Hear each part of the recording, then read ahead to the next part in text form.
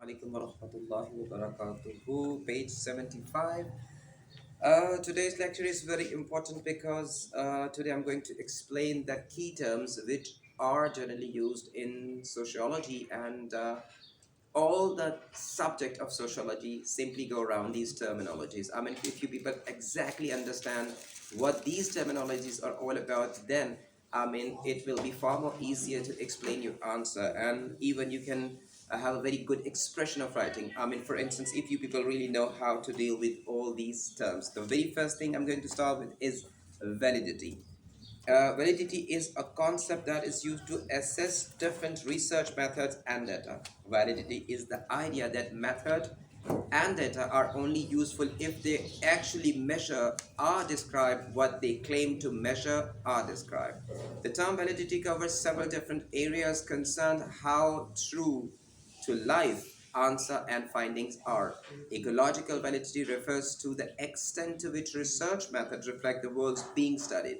The idea that the closer we get to studying people in their natural environment, the more likely we are to get valid data. Laboratory experiments have low ecological validity because laboratories are artificial situations in which people do not behave as they would in other situations. Covert participation observation, on the other hand, has much higher validity because people are observed acting in real life. Methods that produce qualitative data, such as participant observation and unstructured interviews, are usually thought to have higher validity than those that are produced qualitative data. This is because qualitative methods get closer to the experience and perception of those being studied. In surveys and other quantitative research, respondents may give wrong answer for a variety of reasons.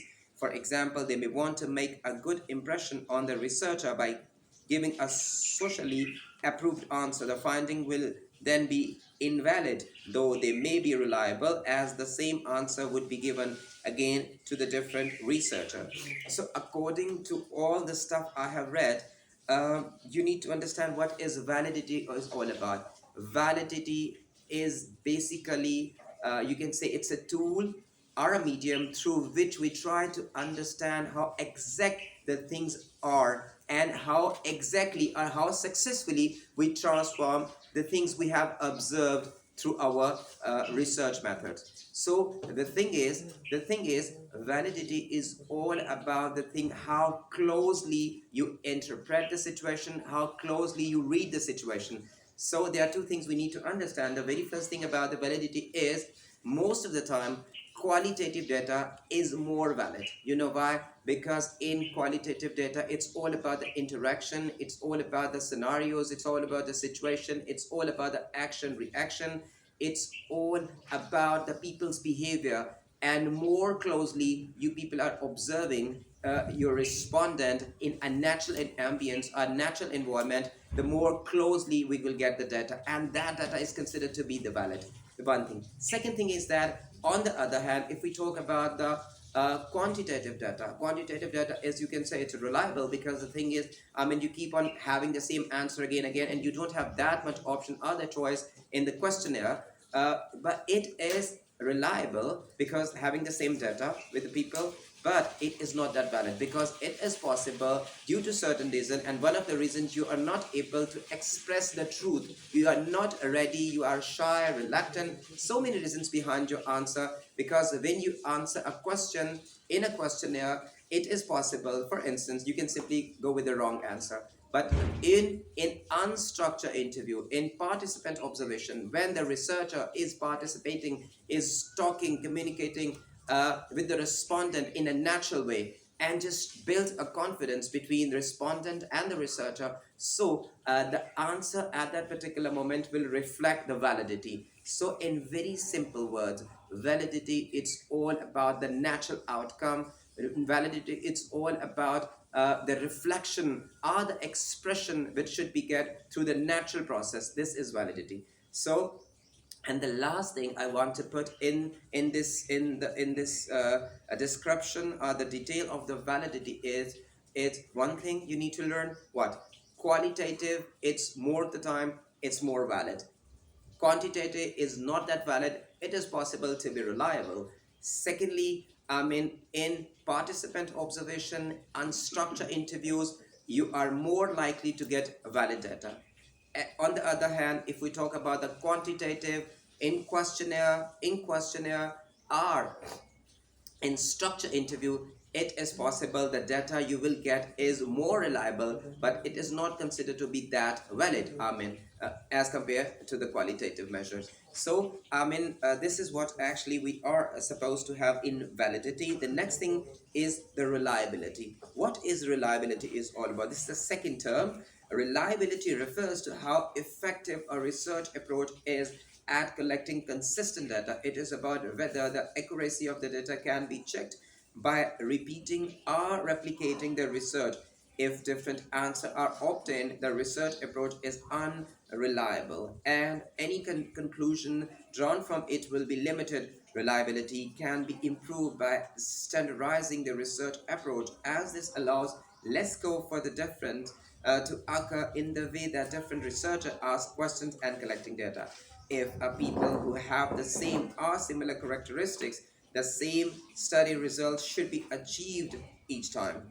It is easier to achieve standardized approach using quantitative research methods such as questionnaire and structure interview. For this reason, quantitative research methods are often regarded as reliable. However, research based on the quantitative approach is not automatically highly in reliability. There may be weaknesses in the way that the researcher was designed and are carried out that make replication difficult. Moreover, when replicating a study, it may be difficult to ensure that the subject have the same characteristics as the original group. Qualitative methods such as participant observation are difficult or impossible to repeat, so they tend to be low in reliability. The second thing we are going to go in detail is the reliability. What is reliability? Reliability means that you keep on asking the same stuff. You keep on asking same questions to same people. More probably, it is possible that the person who having same characteristics, belonging to the same class, belong to the same community, having the same level of education. So it is possible that data you will collect through questionnaire, through structure interview will remain the same. So once you have the same atmosphere, you are interacting with the same type of group, you are asking the same question. So if the result will be the same, so one can say that the data will we will collect through the methods such as questionnaire, such as structure interview, will reflect reliability. So reliability means, for instance, I will give you example. I go to a school or a college. Uh, I will ask question to the same class of the students of the same class, having the same standard, having the same level of thinking process. I simply ask anything. And I ask this thing repeatedly to all the students. It is possible out of 100, 95% will answer in the same way. So if if I have the same answer, so one can say that in the population are in the number of 1,000 people. If I ask 500 people the same question of the same level, and they are almost all the students are the people, inhabitant of a community, will give me the same answer. So one can say that the result will be reliable. So once the result will be reliable, one can say that reliability means, if 500 people answer in the same way, so one can say that the remaining 400 or 500 people have the same kind of ideology. So this is the kind of thing we normally see in the surveys. For instance, in before election transmission, one can say that they keep on asking the same person, which party you will going to give your vote, for instance. So in a same community, people having the same ideology will have the same answer. So in surveys, in questionnaire, in structure interviews, having asking the same question to the same level of people, we will have answer which is the same. And if we have the same answer, one can say that this is reliable data. One can say that we can simply transform our data, our information, to such level that can be replicated again and again. The third thing is the objectivity. One of the things that distinguish sociological knowledge from journalism are common sense. The things that everyone knows is the ability to make objective statements about behavior. Objectivity is a particularly significant factor. The research not only has no personal stake in the truth or falsity of the behavior that our testing are describing, they also try to avoid unfairly influencing that behavior. Our researcher must try to maintain an objective detachment. Objectivity is something all sociologists, whether positivist or interpretivist, try to achieve. Without it, sociological research has no greater reliability or validity than any other form of knowledge. However, there are different views on the extent to which objectivity is achievable. Positivists argue that we can study objective features of the social world, institutions such as family or educational system, because they are solid and permanent. Objectivity involves the idea that social structures are real, exist independently of the observer, and can be experienced directly or indirectly using particular signs of their existence. Sociological research therefore involves discovery, the ability to gradually uncover the principles on which the social world is based.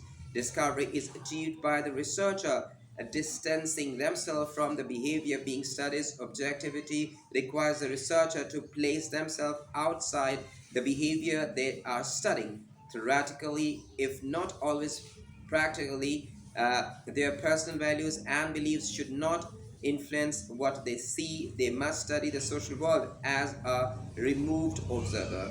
This is we have in objectivity. So basically, objectivity have two different layer or two different approaches. So first of all, we need to understand what is objectivity is all about. The very first thing, you will get data. For instance, you get data, quantitative data or qualitative data. Important thing is that what you want to get out of it.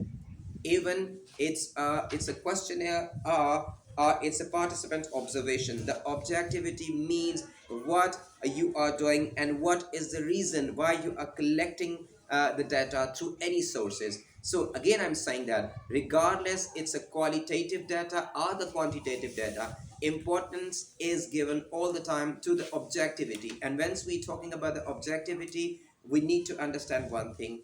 The very standardized thing in collecting data is the researcher need to put himself outside the research scenario, right? You don't need to put your biases, you don't need to put your beliefs while analyzing the data or the information you are collecting through different sources. So, objectivity means what is the conclusion, what is the outcome of any research, either it's a quantitative or qualitative. One thing. Second thing is that how different sociologists interpret objectivity. When we talk about the positivist approach, obviously, so many times I keep on saying positivity. It's all about the study of the sociology through the science, through the natural sciences. So, for instance, the sociologists who believe in positivity, they simply try to investigate social world through the macro level, through the institutions such as family, such as, for instance, health, such as religion, such as education. So, in positivist approach, one can say that the objectivity is drawn through the investigating, to through the assessing of institutions. It's on a broader sense. So the data you will collect through positivist, one can say that it is typical objective. Typical objective means you don't put yourself. The result will purely statistical, purely digital, purely a mathematical outcome. So on the other hand, we got the second approach, which is interpretivist approach. And interpretivists are the sociological groups. They simply believe in the behavior. So they simply talk about the micro level. For instance, every individual have a choice to act in a given situation. In positivist, we don't have any choice. We are very limited. We're having a very limited choice. But in interpretivist, they simply believe every single person has a free will, no external pressure on the individual to act in a simple way. But on the other hand, when we talk about the positivist approach, one can say that your external pressure is there. You can't say anything in front of camera. You can't say anything openly while you are observing. I mean, because there are certain things you are supposed to be taken care of. For instance, you belong to a certain your noble family. You're not supposed to say something blah blah blah, which is totally the dignity against the dignity of your family. There's certain pressure. I mean, on one while talking to a simple situation. Yeah, on the other hand, when we talk about the interpretivists, take a different view of objectivity, where positivists see a single reality that can be discovered through systematic research. The interpretivist argues that there are many realities expressed through the various ways in which people see and understand the social world. The world is not something out there waiting to be discovered. It exists only as interpretations people make how they understand behavior. It follows, therefore, that the aim of the social research is subjective understanding.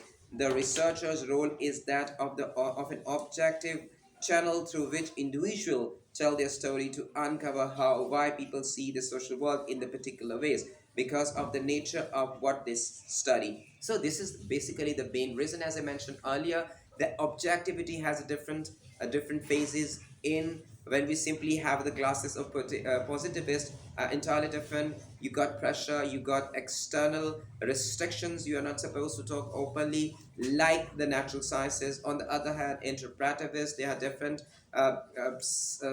different saying about the objectivity. It is considered to be more subjective. You know why? Because the thing is that every single individual has an importance. So once you keep on saying, once we are saying about the interpretivist approach, one can say that it's about the subjectivity is more important, because every single individual is giving his outcome, he's giving his say on a specific level. So this is we have in objectivity. The next thing I'm going to explain is a representativeness. Representativeness refers to the extent to which the research finding apply to a larger population. Representativeness is the ability to journalize observation made about one relatively small sample group to the much larger target. What is going on? No problem at all.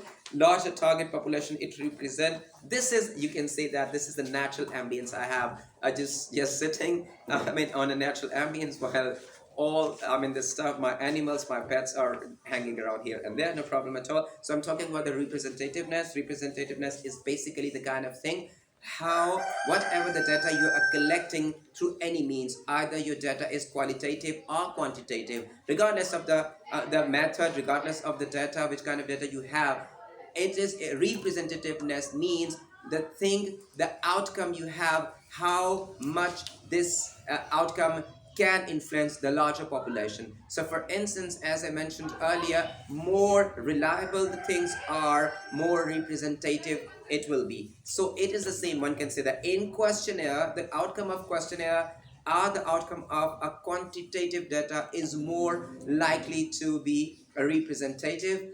On the other hand, if we talk about the interpretivist approach, if we talk about the qualitative data, I mean, it is impossible to replicate. Is it impossible to represent that data on a larger scale? Obviously, for instance, see that if we are talking in an Islamic society in Gujarat, for instance, you can't. It is impossible to replicate the data which I or we collect here can apply to the people who are living in United States or in European Union. Even it is not possible to replicate that data even in an Islamic country like Saudi Arabia. So representativeness, it's all about representing the data to a larger scale. It is kind of journalized thing. It is a kind of, you can say, how you replicate the data. This is all we have in it. The importance of the representativeness can be illustrated by the example of the postal questionnaire. Responses rates for this research method are almost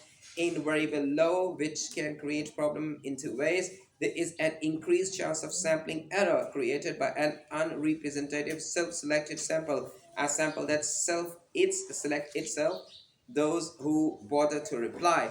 Survey-based research based on an unrepresentative sample will lack validity. The finding of the research cannot be validly journalized.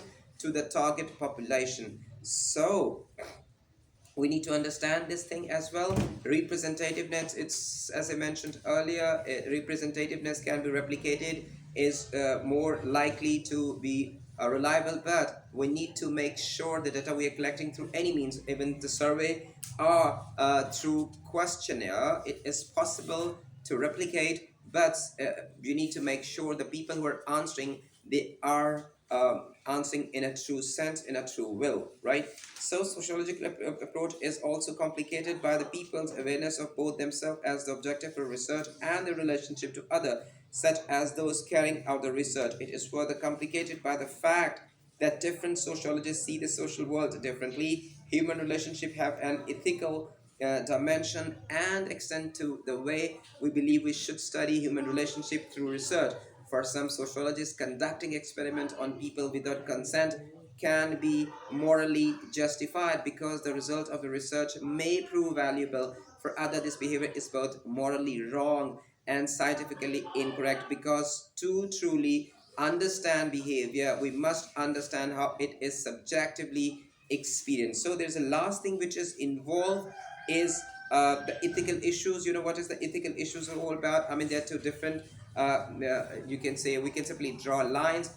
Some of the sociologists simply consider if we want to get the valid data, we want to get something pure. I mean, through qualitative approaches. I mean, it is not recommended to tell people that they are being studied or they are being observed. Otherwise, unless until they got the awareness that they are observed or researched, so they might change their behavior. So the outcome will not purely or genuinely what is required or what should be achieved. On the other hand, there are social list of sociologists simply consider, it is scientifically wrong, it is ethically wrong that you are not telling people that they are being observed or they are being studied. So, in my very first lecture, when I started teaching sociology, the very first lecture, I mentioned all my students, sociology is a social science. When we talk about the social science, it is very difficult to come to one single agenda. You can have a purely definition or purely the outcome of anything. See that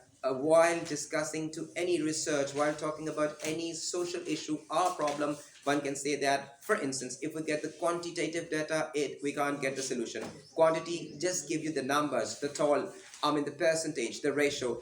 So what is the outcome unless until you take some action? It is important to have digits because the digits will give us the surety of any problem. It will force us just influence our attention to a certain issues because we know so many numbers, so many people commit suicide, so many people flatline on a specific level. So one can say that it is important to gel different methods together, gel different approaches together if we want to get some positive, more representative result, more accurate, valid result. It is highly recommended. You need to mix to have a hodgepodge of different methods, like quantitative and qualitative, like positivist and interpretivist. So right now, you can say that it's the last video today I have for the second chapter. So one can say that according to my videos are the playlist, one can say that I have completed all the three chapters which are the part of ES levels in sociology. So next time, more than sure, we will start with the topical. We are going to start with the revision videos, and I try my level best. If I will be able to find time, I can simply switch myself to only three more videos.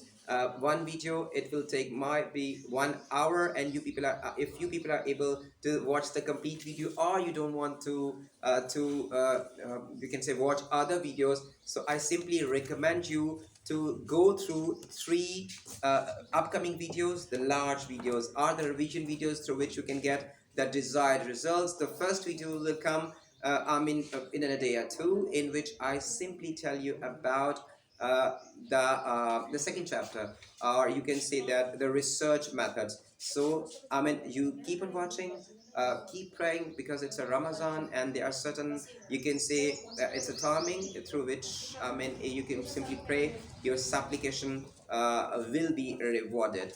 So take great care of yourself and take the people around you. Till then, fi amanullah and